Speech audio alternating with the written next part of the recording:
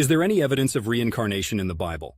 Now, this is a bit outside my usual wheelhouse, but I've spent some time around the edges of religious texts, so let's look into it.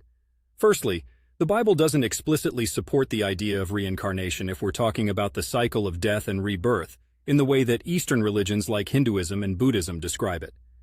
Those faiths posit that a soul can live multiple lives in various forms, learning lessons along the way until it reaches a state of enlightenment or liberation. When it comes to Christianity, the Bible speaks more of a linear journey for the soul: life, death, judgment, and then eternity, either in heaven or hell.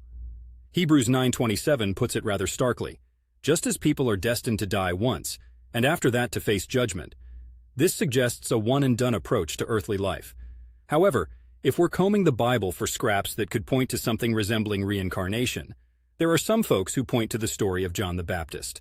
Some interpretations of the New Testament verses, like Matthew 11:14, where Jesus says, "And if you are willing to accept it, he is Elijah who is to come," might lead one to think that John the Baptist is the prophet Elijah reborn. But even this is debated and often understood metaphorically, to mean that John comes in the spirit and power of Elijah, not that he is a literal reincarnation, Luke 1:17.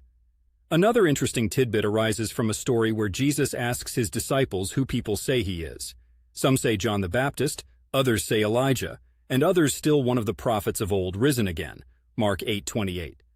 The implication here could be trotted out as evidence of a belief in reincarnation among some people at the time, but it doesn't constitute doctrinal support for the concept. Outside of these instances, the Bible's emphasis on resurrection, particularly the resurrection of Jesus as a pivotal event for salvation, overshadows any serious discussion of reincarnation. Resurrection is the transformative event to eternal life, rather than returning to mortal life. So, while the Bible doesn't offer clear-cut evidence for reincarnation as many understand it today, certain verses have been viewed through that lens. I would advise anyone deeply interested in this topic to do their own reading, and perhaps even chat with a theologian or two. These texts are ancient, complex, and open to a wide array of interpretations, especially when taken out of their historical context. It's not my Portland rain that's causing the blurriness here. It's just that the subject itself is a bit hazy,